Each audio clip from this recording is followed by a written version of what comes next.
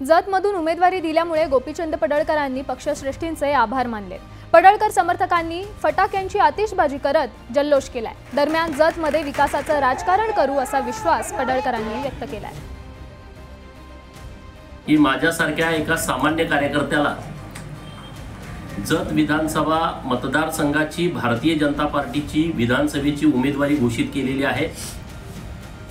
फार मोठी संधी मला पक्षानं दिलेली आहे। माननीय सर्वोच्च नेते मंडळींचं मनापासून आभार व्यक्त करतो। एका जातीवर निवडणुका जिंकणं शक्य नाही। 30 किंवा 1 तारखेला भूमिका जाहीर करू अशी माहिती मनोज जरांगे पाटील यांनी दिली। 30 1 किंवा 30 फायनल तारीख त्या दिवशी आम्ही पूर्ण डिक्लेअर करून टाकणार, ठेवणार काहीच नाही आता। कारण आज काय बैठका झाल्या तर उद्या काय होणार। अधिकृत बैठक होईल, दलित मुस्लिम मराठा एकत्र आलेली। नुसता एका जातीवरती निवडणुका जिंकणं कोणालाच सोपं नाहीये। जळगाव मतदारसंघासाठी शिवसेना ठाकरे गटाकडून जयश्री महाजनांना उमेदवारी देण्यात आली। विधानसभा निवडणुकीत निश्चित विजय मिळेल असा विश्वास महाजन यांनी व्यक्त केला।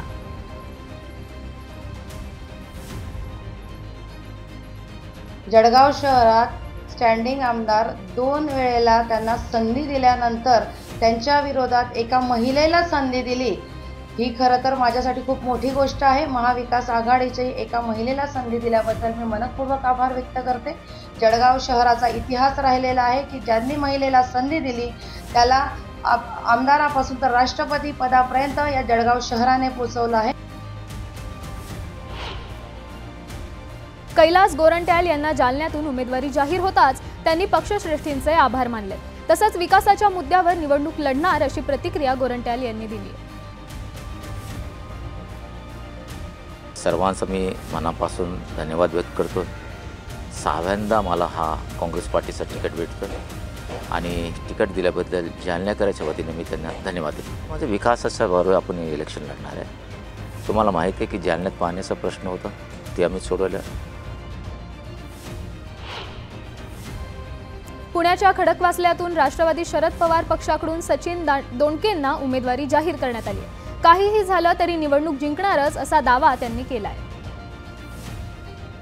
पुन्हा एकदा खडकवासला मतदारसंघाच्या नागरिकांची सेवा करायची जी संधी मला त्या ठिकाणी दिली, मी त्यांना या निमित्ताने विश्वास देतो की हा मतदारसंघ मोठ्या मताधिक्याने निवडून आणून पक्षाचं बळ वाढवीन आणि त्या ठिकाणी सर्वसामान्य नागरिकांची जनतेची सेवा करायचा प्रामाणिकपणे प्रयत्न करीन।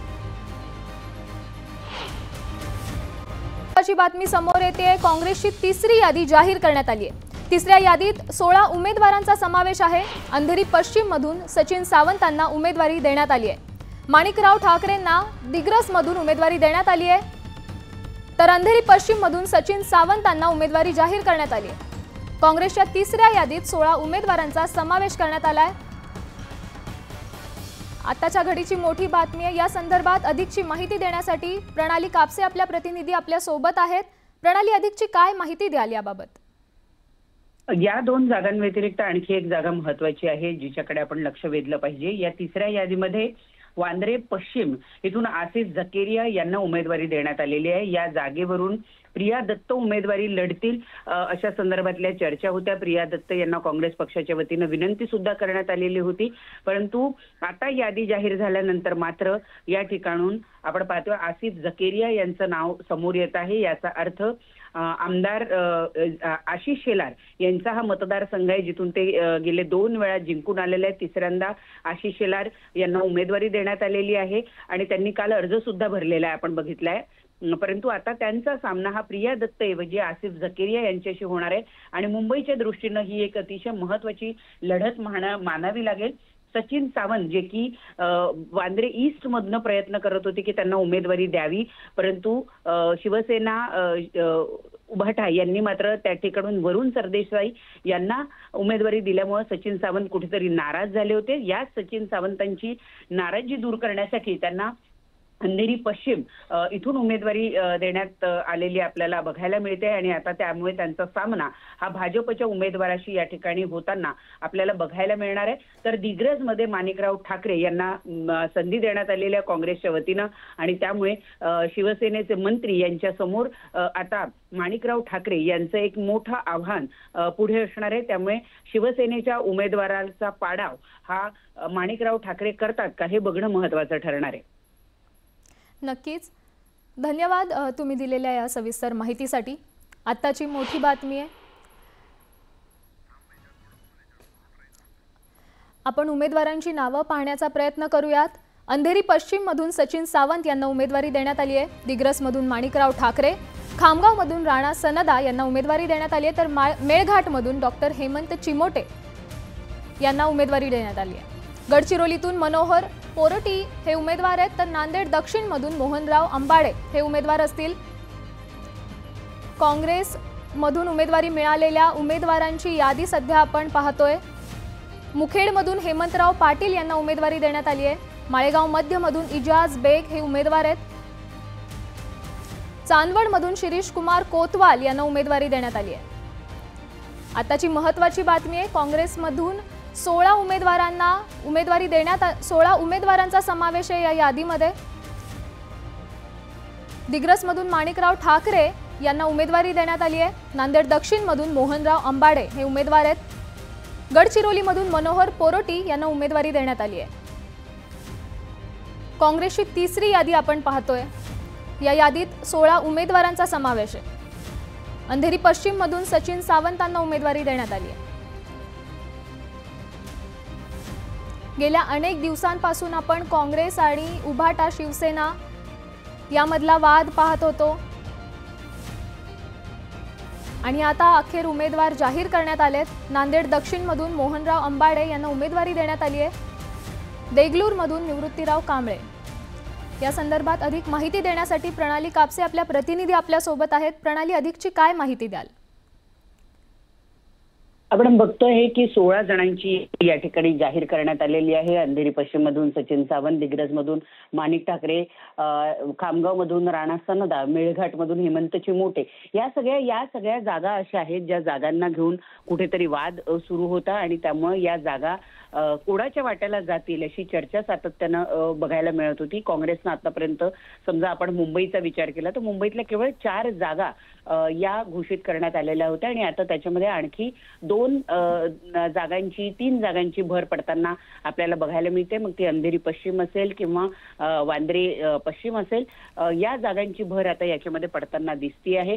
कुठेतरी जे नाराज आहेत, उदाहरणार्थ सचिन सावंत जे नाराज होते, ज्यांना वांद्रे ईस्ट मधनं उमेदवारी हवी होती, त्यांचा राग शमवण्यामध्ये काँग्रेसला कुठेतरी यश आलेलं बघायला मिळते आणि म्हणून अंधेरी पश्चिम मधून सचिन सावंत यांना या ठिकाणी उमेदवारी दिलेली बघायला मिळते।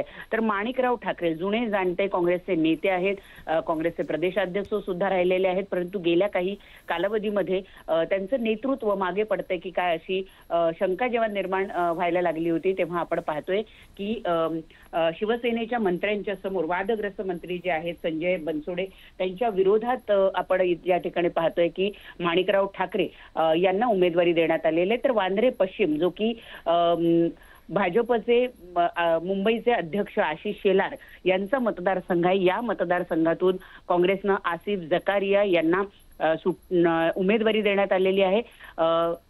हा जो वांद्रे पश्चिम मतदारसंघ आहे याच्यामध्ये मुस्लिम मतदार जे आहे ते खूप मोठ्या प्रमाणावर आहे आणि गेल्या लोकसभा निवडणुकीमध्ये ज्या पद्धतीनं मुस्लिमांचं मतदान हे काँग्रेसला झालेलं आहे ते पाहता काँग्रेसनं या ठिकाणी आशिष शेलारांच्या विरोधात मुस्लिम उमेदवार दिलेला आपल्याला बघायला मिळतोय आणि त्यामुळे यावेळेला आशिष शेलारांचा पाडाव करण्याचा प्रयत्न काँग्रेसच्या वतीनं केला जातोय। इकडे आपण जर बघितलं तर आशिष शेलार यांनी आपला अर्ज दाखल केलाय, त्यामुळे आशिष शेलारांचं नेमकं काय होतं हे बघणं सुद्धा महत्त्वाचं ठरणार आहे। तुळजापूरमधून कुलदीप पाटील यांना उमेदवारी देण्यात आलेली आहे।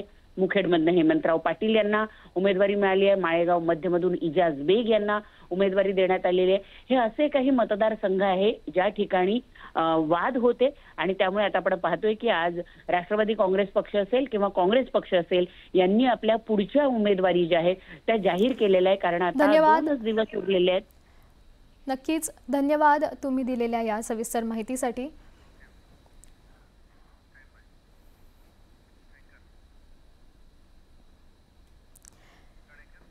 इगतपुरीमधून लखनभाऊ